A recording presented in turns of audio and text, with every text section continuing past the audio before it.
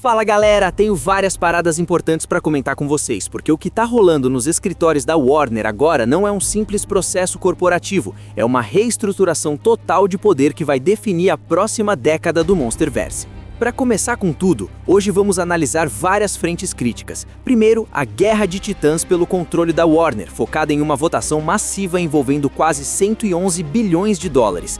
Este 20 de março de 2026 vai basicamente decidir se o Godzilla continua sendo a joia da coroa do cinema ou se vira apenas conteúdo produzido em massa para um algoritmo, tipo o da Netflix. Também vamos falar sobre o reboot artístico e aqueles rumores quentes afirmando que o Monsterverse está abandonando permanentemente a estética neon para voltar às raízes. Isso confirma o retorno da seriedade e do peso real das forças da natureza. Chega de coreografias leves estilo WWE. Agora é o terror do colossal e a escala que a gente perdeu pelo caminho.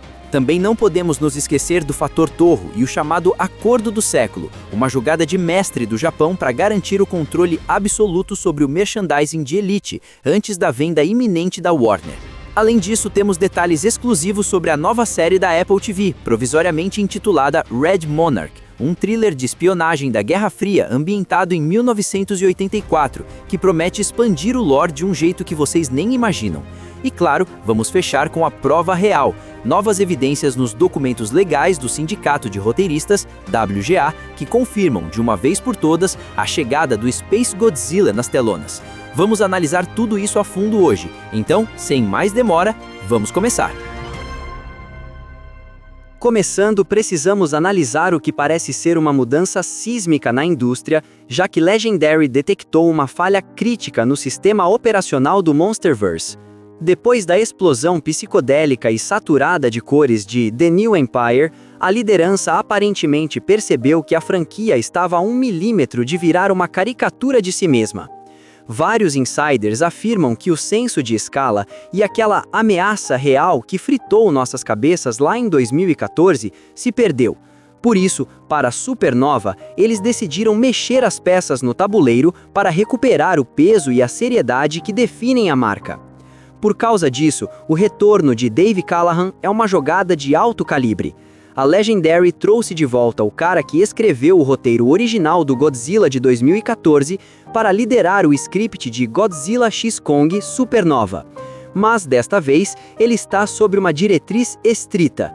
Foco no realismo para reconectar com aquele sentimento de puro terror em magnitude, onde os monstros deixam de ser lutadores coreografados e voltam a ser forças da natureza imprevisíveis e aterrorizantes. Isso é perfeitamente complementado pela contratação do diretor Grant Sputor, a mente por trás de I Am Another. Eles buscam uma reformulação visual total, dando um adeus tecnicamente definitivo ao visual neon synthwave e entrando em uma atmosfera tensa, sombria e meticulosa, que traz de volta o realismo sujo e tangível que todos sentimos. Finalmente, a jogada de mestre está na divisão de frequências entre cinema e televisão. A tela grande fica para o espetáculo maciço e impacto visual, enquanto o Monarch da Apple TV cuida da expansão profunda do lore e drama humano, alcançando uma eficiência narrativa pura que não polui a experiência principal do cinema. Agora vamos olhar para um detalhe extra que reforça essa estratégia de expansão da Apple TV, com o vazamento de informações sobre uma nova série intitulada, provisoriamente, Red Monarch. Essa produção se passa em 1984, no auge da Guerra Fria, e traz de volta um jovem coronel Lee, interpretado novamente por Wyatt Russell, que é enviado em uma missão ultra-secreta atrás da cortina de ferro na União Soviética. A parte interessante aqui é a mudança de gênero. A série é descrita como um thriller de espionagem puro, bem no estilo James Bond. A missão de Shaw é impedir os soviéticos antes que eles libertem um novo titã massivo que pode mudar o curso da guerra e destruir partes dos Estados Unidos. O nome Red Monarch não é coincidência. Supostamente vem de uma pasta de arquivos da Apex que já vimos na primeira temporada de Monarch Legacy of Monsters. Tudo aponta para uma organização soviética dedicada a militarizar titãs para fins políticos, funcionando como a contraparte sombria da Monarch.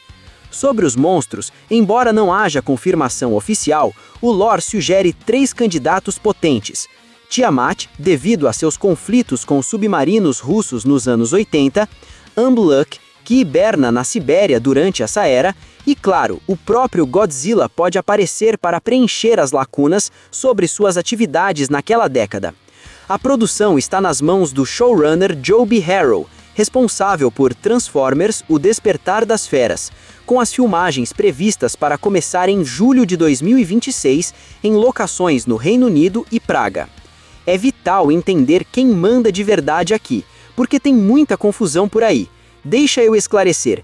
Enquanto a Warner arrasta dívidas massivas que costumam sufocar suas grandes franquias, a Legendary é o verdadeiro escudo financeiro do Monsterverse.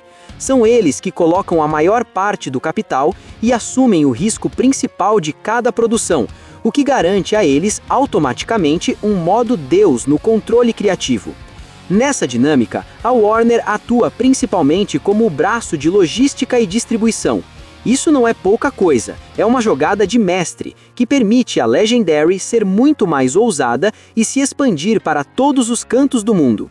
Mas o tom e as decisões dos filmes permanecem puros, já que eles não dependem de um comitê financeiro da Warner, exigindo mudanças absurdas ou cortes criativos só para tapar seus próprios buracos fiscais. Portanto, a visão dos diretores está protegida por um muro de capital privado, tornando o futuro artístico de Godzilla e Kong mais independente e sólido do que tem sido em quase uma década. Eu tenho algo muito interessante para contar, porque vários insiders no Japão afirmam que a Toho sentiu o cheiro de sangue. O objetivo da Warner era manter o valor das suas ações o mais alto possível antes da venda potencial, e a Toho não hesitou em usar essa urgência para impor condições que antes eram impensáveis. Insiders descrevem isso como uma jogada magistral de pressão estratégica. A Warner precisava desesperadamente do nome Space Godzilla para tornar seu catálogo mais atraente para Paramount, o que forçou a Legendary a aceitar termos históricos para garantir os direitos do personagem. Isso nos leva ao verdadeiro espólio de guerra, a expansão massiva de merchandising que a Toho anunciou oficialmente para 2026, que está ligada diretamente aos designs que vão estrear nesse último filme. A Toho garantiu que todo o merchandising de Elite baseado em figuras e colecionáveis vindos do filme será uma licença exclusiva deles no Japão, garantindo lucros recordes sem concorrência. A genialidade aqui é que não importa se eles escolherem um Space Godzilla clássico ou uma nova evolução do personagem, qualquer versão que aparecer na tela garante lucros quase absolutos para a Toho. Mas o golpe final vem de rumores sugerindo que eles negociaram uma porcentagem da bilheteria global tão alta que muda as regras do jogo para sempre. A Toho não é mais apenas uma parceira estratégica, eles se tornaram os verdadeiros arquitetos do lucro dentro do Monsterverse. Fechamos esta análise com o dado jurídico definitivo, a bala de prata, que confirma que tudo o que discutimos não é apenas teoria de fã, é uma realidade corporativa de alto nível. O que torna este ponto tão eletrizante é que até pouco tempo atrás, o principal antagonista era mantido em uma zona cinza. Havia ambiguidade suficiente para nos fazer duvidar se veríamos um vilão original ou uma lenda da Toho. No entanto, o tabuleiro mudou decisivamente. Apesar dos ajustes lógicos de produção feitos nas últimas semanas para Supernova, o registro oficial do Sindicato de Roteiristas, WGA, foi atualizado para se tornar a espinha dorsal inamovível deste projeto. Este documento é vital porque credencia legalmente a história como sendo especificamente baseada nos personagens Godzilla e Space Godzilla, ambos propriedades intelectuais da Toho.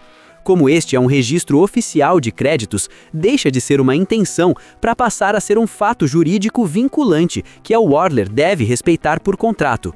Space Godzilla não é mais um mito da internet, ele é oficialmente o eixo central sobre o qual todo o futuro do Monsterverse está sendo construído. Fechamos esta análise, preciso fechar com chave de ouro.